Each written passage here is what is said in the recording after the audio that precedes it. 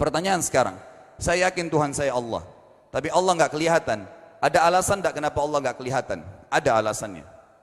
Anda tanamkan baik-baik, ini masalah akidah yang paling penting. أمي كم أهواها أشتاق لمرآها وأحن لألقاها وأقبل يمناها. Kata Nabi, atau disebutkan dalam banyak riwayat, bahwasanya nabi-nabi pun belum pernah ada nabi yang lihat Allah, termasuk Nabi Muhammad SAW. Kita ambil dalilnya dalam hadis Bukhari.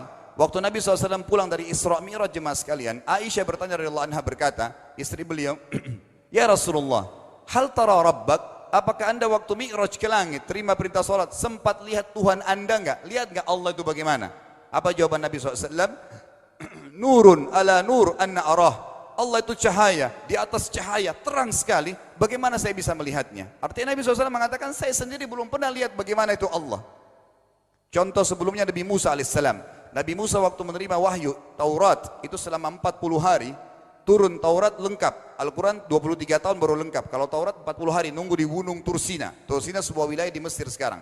Itu banyak gunung-gunung batu, ada satu gunung batu yang tinggi, Nabi Musa nunggu di situ. Setiap hari Jibril datang turunin surah, turunin ayat gitu. Setelah berlalu 37 hari dari 40 hari menunggu Taurat turun, Nabi Musa alaihissalam tiba-tiba bertanya kepada Allah, mengatakan begini dalam Al-Quran, A'udzubillahi minasyaitonir rajim, Rabbi arini anzur ilaik. Wahai Tuhanku, izinkan aku melihatmu. Aku beriman kau ada ya Allah, tapi aku ingin lihat kau bagaimana.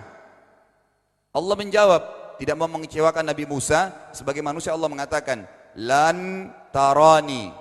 Perlu anda tahu dalam bahasa Arab jemaah sekalian ada 3 kosakata la, tidak yang berarti tidak. Ada la biasa artinya tidak, ada lam dengan mim, lam artinya tidak pernah, ada lam dengan nun, lan artinya tidak akan pernah.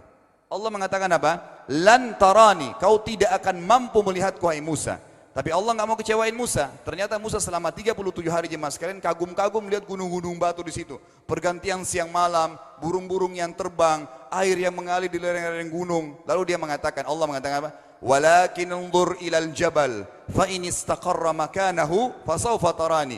Coba kamu lihat gunung-gunung batu di sekitarmu hai Musa. Kalau mereka bisa menampung kedatanganku, kata Allah, kau akan bisa melihatku. Apa yang terjadi? Allah lanjutkan, falamma tajalla rabbuhu lil jabal, waktu Allah baru niat mau datang, belum datang, ja'alahu dakka, semua gunung batu itu hancur lebur, tidak mampu menampung kedatangan Allah. Wa kharra Musa sa'iqa, lalu Musa pingsan tiba-tiba. Waktu Nabi Musa bangun, langsung ucapkan kalimat, amantu billah, saya beriman pada Allah. Berarti fakta lapangan, nabi-nabi aja belum pernah lihat Allah. Masih pertanyaan lagi jemaah sekalian, kenapa Allah nggak bisa kelihatan? Saya akan jawab dan tolong ini jadikan sebagai pegangan hidup. Ini landasan akidah kita. Kata para ulama, karena anda kalau sholat, anda mengucapkan satu kalimat yang merupakan jawabannya. Allahu Akbar. Allah Maha Besar. Akbar adalah siga mubalaghah dalam Islam. Sesuatu yang melampaui batas, Maha Besar. Kita terangkan. Kata Nabi SAW, perumpamaan bumi yang kalian tinggali ini dibanding dengan langit pertama di atas kepala kalian, ada 7 lapis langit. Allah mengatakan, sab'an shidada, 7 lapis langit yang kokoh. Alladzi khalaqa sab'a samawatin tibaqa, yang menciptakan langit tibaqa bersusun, 1, 2, 3, 4, 5, 6, 7. Allah di atas langit ke-7. Kata Nabi SAW, perumpamaan bumi yang kalian tinggalin dibanding dengan langit pertama di atas kepala kalian, ibaratnya seperti cincin yang dibuang di padang pasir. Jadi kita tidak akan pernah bisa melihat ujungnya langit karena kita sangat kecil, dan ini terbukti secara fakta. Apakah anda sudah tahu bahwasanya miliaran bintang-bintang yang ada di atas kepala anda yang jaraknya sekian miliar tahun dari bumi dan sekian miliar tahun lebih besar daripada bumi, sekian miliar kali lebih besar daripada bumi, itu semua berada di bawah langit pertama. Manusia tidak akan pernah bisa memegang langit ini dengan telapak tangannya, karena dari sini saja ke Pluto jaraknya 270 tahun. Nggak bakal bisa ada astronot dikirim kena mati di tengah jalan. Jaraknya jauh sekali bintang-bintang, dan semua berada di bawah langit pertama. Kata Nabi SAW, di atasnya ada langit kedua besarnya, digabung antara bumi sama langit pertama seperti cincin dibuang di padang pasir. Langit ketiga, 2, 1 dan bumi digabung tiga-tiganya, dimana langit ketiga seperti cincin dibuang di padang pasir, sampai langit ketujuh, 5, 6, 4, 3, 2, 1 dan bumi, 7 digabung, dibanding langit ketujuh seperti cincin dibuang di padang pasir. Dan langit yang luas ini jemaah sekalian dipenuhi dengan makhluk Allah yang lain namanya malaikat. Dalam hadis Bukhari kata Nabi SAW, waktu saya sedang dimi'rajkan ke langit, tidak ada 4 jari pun ukuran di langit yang luas itu, kecuali saya temukan malaikat yang sedang ruku atau sujud, penuh dengan jumlah mereka. Anda tahu malaikat itu ada namanya nama kelompok. Seperti Raqib, Atid itu kelompok. Di bawah Raqib banyak miliaran malaikat, di bawah Atid miliaran malaikat. Sama dengan Munkar Nakir. Ada memang nama kelompok. Makanya kalau manusia 5 miliar, Raqib Atidnya 10 miliar. Raqib Atidnya 10 miliar. Lalu kata Nabi SAW, di atas langit ketujuh ada Sidratil Muntaha. Besarnya digabung antara 7 lapis langit dan bumi. 8 hanya seperti cincin di bawah di padang pasir.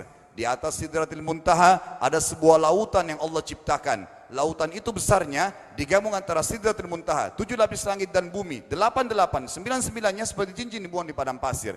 Makanya kalau Anda baca Quran, Anda baca ayat wa kana arsyu 'alal ma', singgasana Allah di atas air. Ini maknanya. Air adalah ada lautan. Lalu kata Nabi SAW, arsy-nya Allah di atas lautan itu singgasananya Allah. Besarnya digabung antara lautan, Sidratul Muntaha, 7 lapis langit dan bumi. 10-10-nya hanya seperti cincin dibuang di padang pasir. Anda sudah hafal ayat kursi? Apa artinya? Ayat tanda-tanda kebesaran Allah. Kursi itu artinya bukan tempat duduk, tapi tempat pijakan kaki raja di singgasana. Kalau raja ingin naik singgasananya di pijakan kaki, itu namanya kursi. Kita baca apa? Wasi'a kursiyuhu as-samawati wal ard. Pijakan kakinya Allah saja sudah menutupi seluruh langit dan bumi ini. Jadi kita mustahil bisa melihat Allah karena besarnya Allah Azza wa Jal. Tinggal kita tutup jemaah sekalian. Kira-kira, lalu bagaimana saya berhubungan dengan Allah? Jawabannya sederhana. Anda lingkari namanya Allah, ini Tuhan kita. Yang menyembah selain Allah kafir, yang mempartisipasikan Allah dengan makhluknya, masih sembah berhala, kuburan, jimat, namanya syirik. Dua-dua enggak boleh. Untuk berhubungan dengan Allah yang tidak kelihatan dengan mata kita ini, tapi kita bisa rasakan keberadaannya, cuman satu cara. Di bawahnya lingkarin ibadah. Salat, puasa, zakat, haji, takziah, ziarah kubur, semua ini adalah rangkaian ibadah untuk berhubungan dengan Allah. Semua ibadah ini jemaah sekalian harus seperti yang Allah mau, bukan yang Anda mau. Ini penting. Karena kalau tidak seperti yang Allah mau, Allah tidak terima. Bagaimana caranya supaya bisa seperti yang Allah mau? Ikuti buku pedomannya. Ada Al-Quran, ada Sunnah. Yang beribadah keluar dari 2 pedoman wahyu ini tidak akan diterima oleh Allah. Seperti Anda kalau kerja di perusahaan, pimpinan perusahaan kasih peraturan. Senin pakai baju kuning, Selasa baju hijau, Rabu pakai baju hitam. Datang jam 7, keluar jam 5 sore. Ternyata Anda tidak. Hari Senin Anda pakai baju yang hari Rabu. Datangnya jam 9, keluar jam 2 siang. Dikeluarkan oleh pimpinan atasannya. Itu baru peraturan manusia. Bagaimana dengan peraturan Allah Azza wa Jal? Maka kita simpulkan semua jemaah sekalian adalah yakinlah Tuhan Anda Allah ada, satu-satunya Tuhan. Kalau Anda sedang sakit, yang ciptakan Anda Allah, yang ciptakan penyakit Allah, yang menciptakan kesembuhannya Allah. Kalau kita sedang musibah sama, kalau kita sudah senang juga sama. Semoga Allah SWT menjadikan kita orang-orang yang senantiasa beriman padanya dan juga selalu berteguh dalam keimanan tersebut serta mengikuti syariat